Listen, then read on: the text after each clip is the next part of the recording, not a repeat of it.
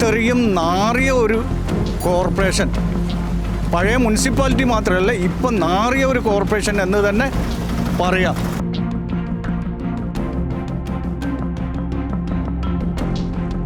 എത്ര കാലമായ റോഡ് പൊട്ടിപ്പൊളിഞ്ഞിട്ട് അവിടെ എപ്പോൾ നോക്കും ബ്ലോക്കുമാണ്. അതൊന്ന് കുറച്ച് താർ ചെയ്തിട്ട് ലെവലാക്കാൻ വേണ്ടി എത്ര കോർപ്പറേഷൻ എടുത്തല്ലോ അത് പറഞ്ഞു.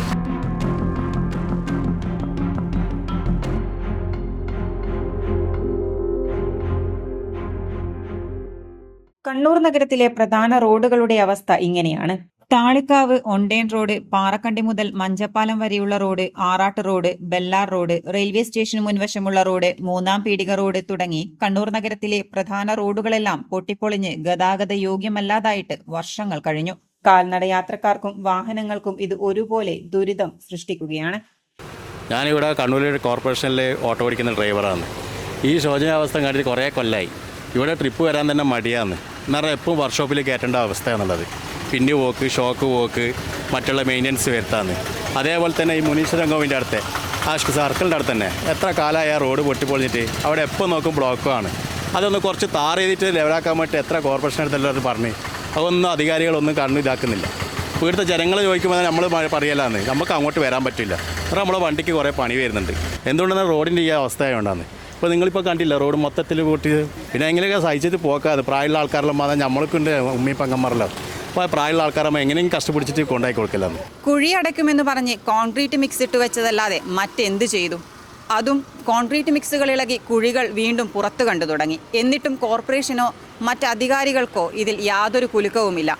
കഷ്ടപ്പെടുന്നതാവട്ടെ ഓട്ടോ തൊഴിലാളികളും സാധാരണക്കാരും. ഇനി എന്നു മാറും ഈ ദുരിതം? 6 സോണിൽ ഒന്നിച്ചിട്ടുള്ളതാണ് കോർപ്പറേഷൻ. ഈ 6 സോണിലും ഈ കോർപ്പറേഷൻ്റെ റോഡ് വാഹനങ്ങൾക്ക് പോകാൻ കഴിയാത്ത രൂപത്തിലുള്ള റോഡായി മാറിയിരിക്കുന്നു. ഈ ഓട്ടോറിക്ഷ തൊഴിലാളികൾ ഇത്രയും മെയിൻ്റനൻസ് പണിയെടുത്ത വർഷങ്ങളില്ല എന്ന് തന്നെ പറയാം. കാരണം സ്ഥിരം വർക്ക്ഷോപ്പിലേക്ക് പോകേണ്ട ചുറ്റുപാടാണ്.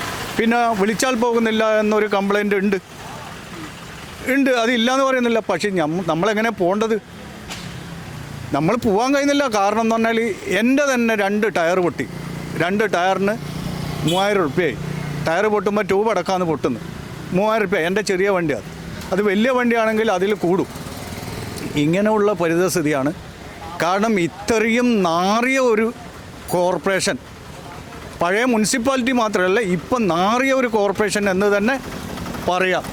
ഇതൊന്നും ഇവർക്ക് തിരിഞ്ഞു നോക്കേണ്ട ഒരു സാഹചര്യമല്ല. ഇപ്പോൾ ഇലക്ഷൻ എടുക്കുമ്പോൾ ഈ ടൗൺ മോടി പിടിപ്പിക്കേണ്ട ഒരു ആസൂത്രണം മാത്രമേ ഉള്ളൂ. ജനങ്ങളുടെ കണ്ണിൽ പൊടിയിടുക എന്ന് പറഞ്ഞാൽ. കാരണം കുളിക്കാതെ ഡ്രസ്സ് ഇടുന്നതിന് സമം. കുഴി അടക്കണമെന്ന് പറഞ്ഞ് മഴ കഴിയട്ടെ എന്ന് പറഞ്ഞു. മഴ കഴിഞ്ഞു, വെയിൽ വന്നപ്പോഴും കുഴിയടക്കാൻ ആരെയും കണ്ടില്ല. പിന്നീടും മഴ വന്നു, വെയിൽ വന്നു, എന്നിട്ടും ആരും ഈ വഴി വന്നില്ല. ഈ റോഡുകൾ എന്ന് നന്നാകുമെന്ന് തന്നെയാണ് എന്നെപ്പോലെ ഈ നാട്ടുകാരും ചോദിക്കുന്നത്. ക്യാമറ പേഴ്സൺ അഭിശ്യാമിനൊപ്പം സൈന നിജിൽ, ന്യൂസ് വിങ്സ്, കണ്ണൂർ.